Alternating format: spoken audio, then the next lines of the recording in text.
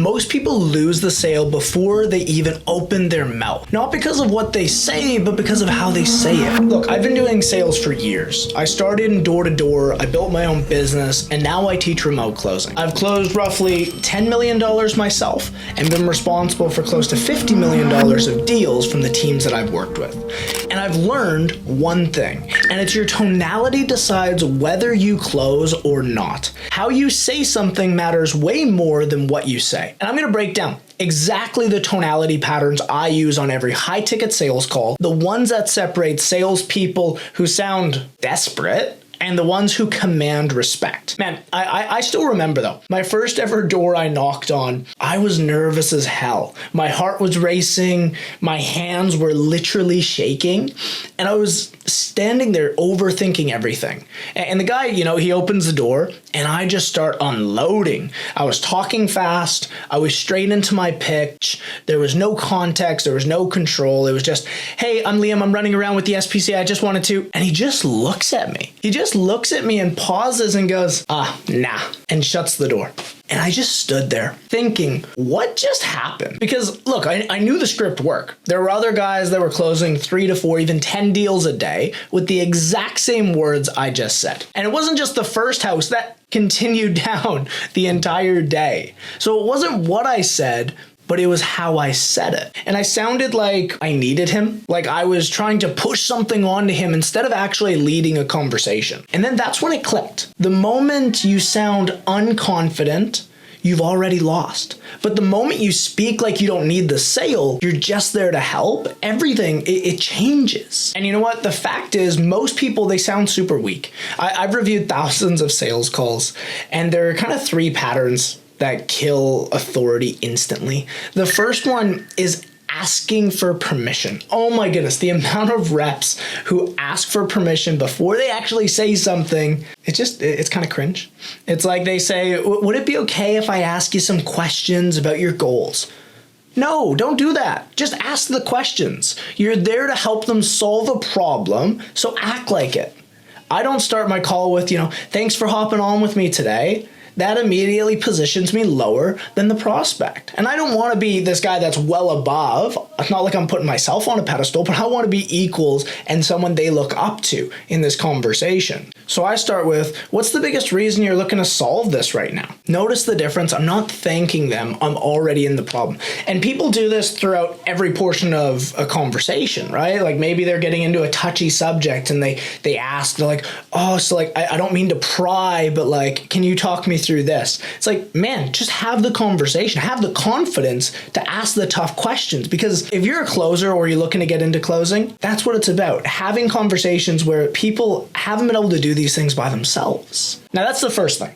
The second thing is using qualifiers. Things like every time you say, I think, or I feel, or maybe, what you're doing is you're broadcasting uncertainty. And uncertainty kills trust. When someone's about to invest thousands of dollars with you, they need certainty, not your feelings about what might work. Okay, so just stop it. And the third, and this one really gets me, it's filling silence. Oh my goodness, the amount of calls where it's just like this person needed to sit in the pain and you couldn't handle it as a closer and that's why the deal was lost.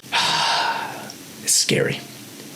But you see, most people, they panic when there's a pause. They start talking just to fill the space. That's, that anxiety feeling. That's you showing everyone you're uncomfortable with the conversation. The person who's the most comfortable with silence controls the conversation. Be okay to sit with a pause. Be okay to sit with a bit of awkward silence. What it's doing, it's not actually awkward. It's allowing the prospect to feel the weight of where they are. Say they just told me something really strong and really powerful. You ever had a moment when one of your good friends, they're being a heart-to-heart with you, right? You're having a heart-to-heart conversation, and they say something that just like, wow. Do you just jump in and keep going with the conversation, or do you just sit there with them for a minute and be like, man, that's tough? How much more volume do those little words and that pause actually speak in that moment?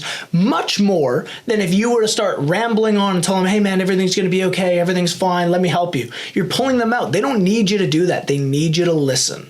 So use the power of a pause. Now, Let's go through the framework, if you will. The 5 tonality principles that close deals. And if you're a beginner, these are going to be great for you. If you're advanced, I got some advanced tactics coming for you in a second. But the first one is pause before you speak. See, this changed everything when I started doing this consistently. That's the key. When someone asks me a question or raises an objection, I don't just immediately respond. I pause. 2, 3, sometimes even like 4 seconds. And that pause does 2 things. It gives me time to think about my actual response instead of just reacting and being knee-jerk. And it also makes my words feel more valuable when they finally come out. So when someone says something emotional like, I don't know if I can afford this, I let it sit for a second. Then I respond. And watch how dramatically that will shift the conversation when you're not rushing to fill the gap. So that's the first thing. Silence before you speak. Let's go through number 2.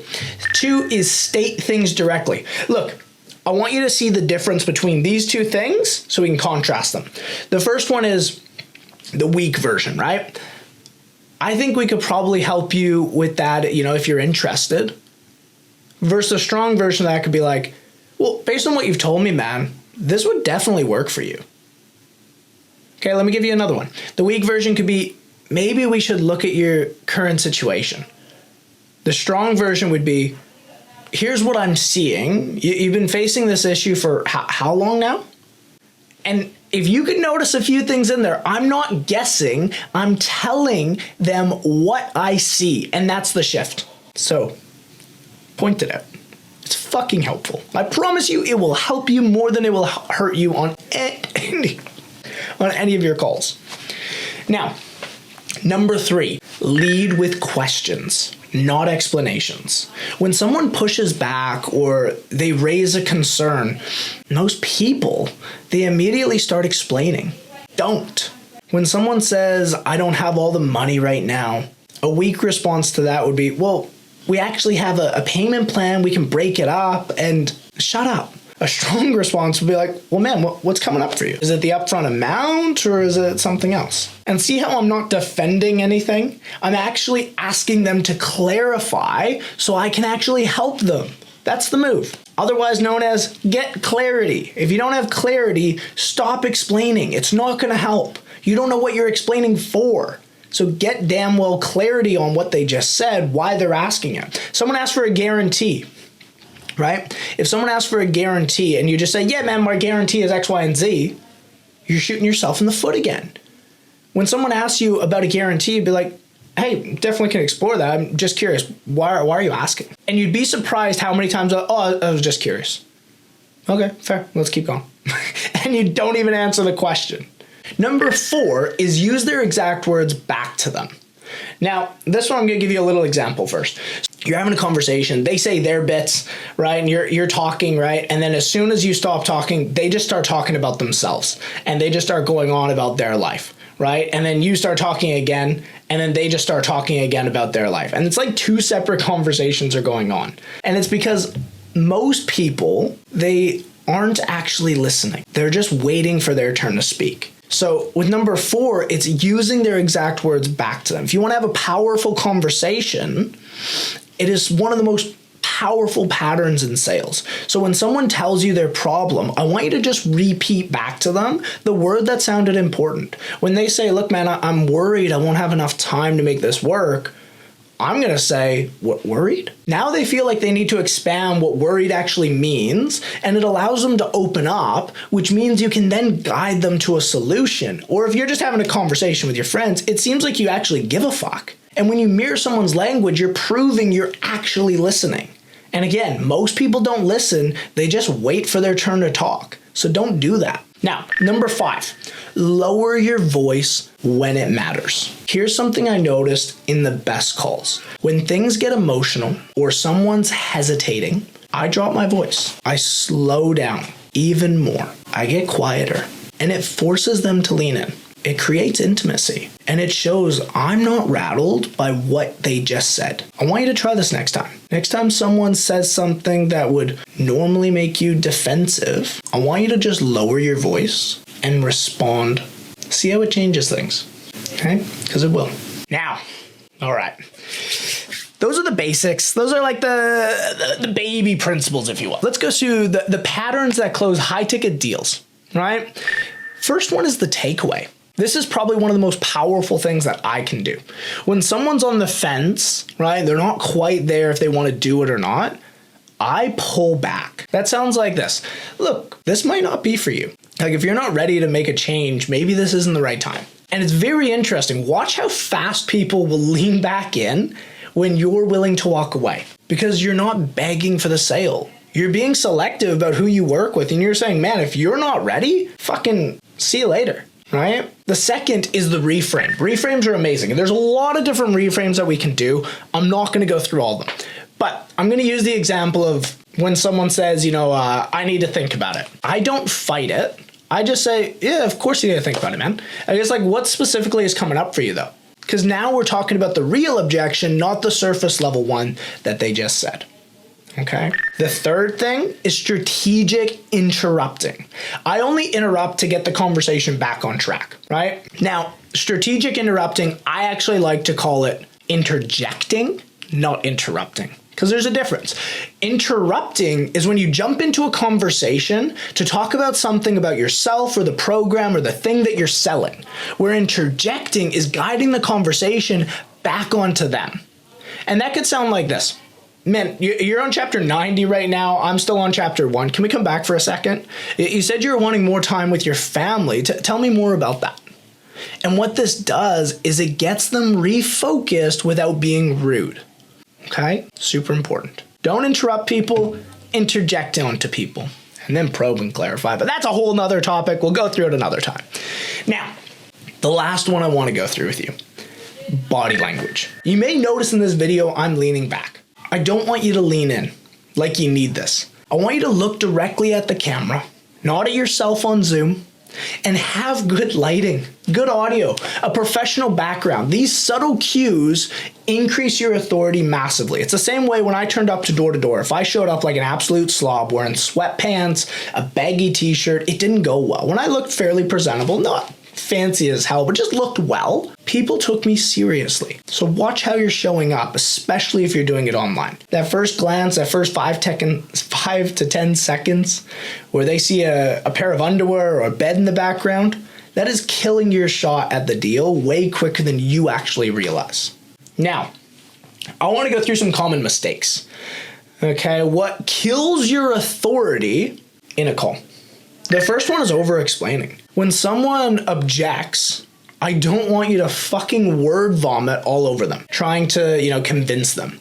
I just want you to ask, what makes you say that? And let them talk themselves through it.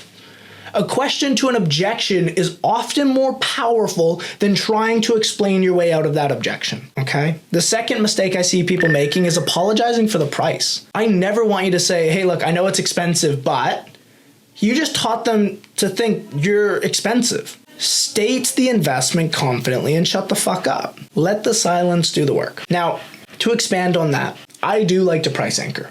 Meaning beforehand I can say, hey man, look, this is probably going to be more expensive than you thought. And I say that so they think of a really expensive number and then I say my amount. But after the fact is when I'm meaning. When they're like, oh man, that's a lot of money. And I'm like, yeah, I know it's a lot of money. I'm so sorry. Like, fuck off. Stop explaining those things. It's not there, okay?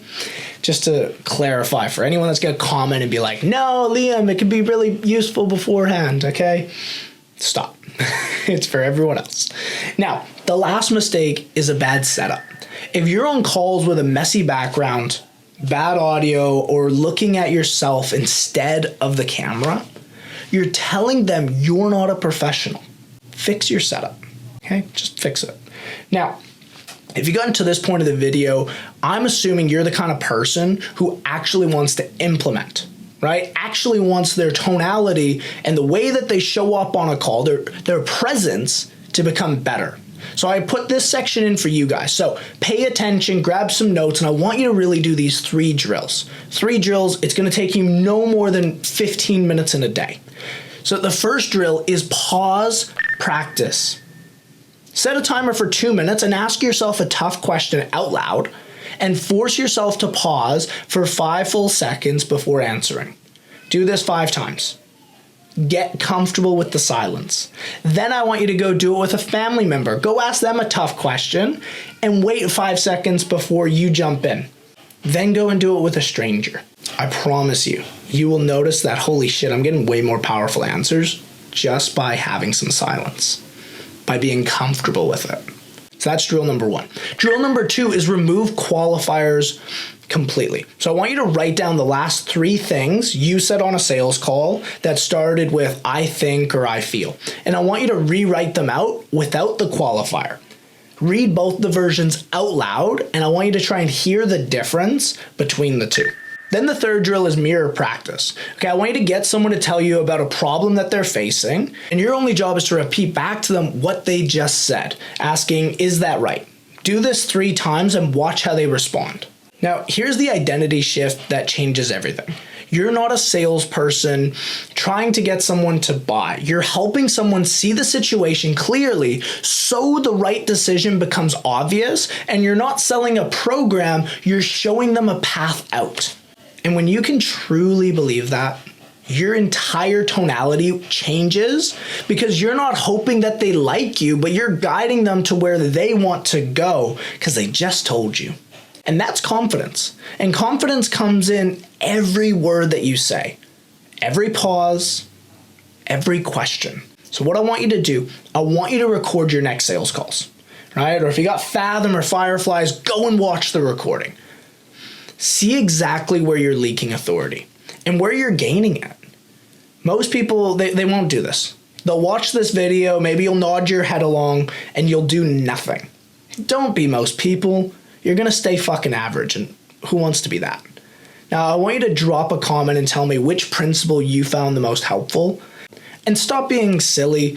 Join my free school community to actually get amongst it. I post hundreds of jobs every month so you can have an opportunity. They're not gatekept. So if you've been looking to get into the space, there's a shit ton of places you can apply. Join the link below. I'm also going to teach you how to do sales because, let's be honest, getting a job isn't hard. Keeping it, performing on it, that's what it's really about. And I want you to remember, how you say things matters way more than what you say.